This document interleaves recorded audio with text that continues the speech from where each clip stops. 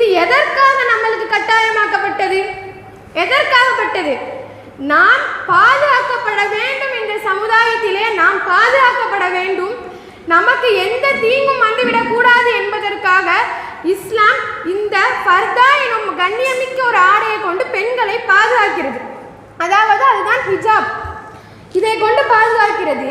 இதை எதற்காக போட சொல்கிறது? நம் உடலை மறைப்பதற்காக. ஆனால் நம் பெண்கள் இன்று ஹிஜாபை எந்த அளவுக்கு அணுகிறார்கள்? ஹிஜாப் அதாவது அந்த ஃபர்தாவே இறுக்கமாக இருக்கிறது. லூஸா இருந்தால் இப்போ யாருக்கும் பிடிக்கிறது இல்லை. அதை பின்னாடி 2 கயிறை போட்டு கட்டி எல்லா உடல் உறுப்புகளும் அப்படியே தெரிகிறது. எது தெரியக்கூடாது என்று இஸ்லாம் சொல்லுகிறதோ அது அம்பட்டும் இன்று நம் சமுதாய பெண்களிடம் நாம் பார்க்கிறோம். எந்த அழகை மறைப்பதற்காக இஸ்லாம் ஹிஜாபை அணிய சொல்கிறதோ அந்த அழகு இன்று வெளிப்படையாக தெரிகிறது. அழகுக்காக தான் இன்று ஹிஜாபையே போடுகிறார்கள்.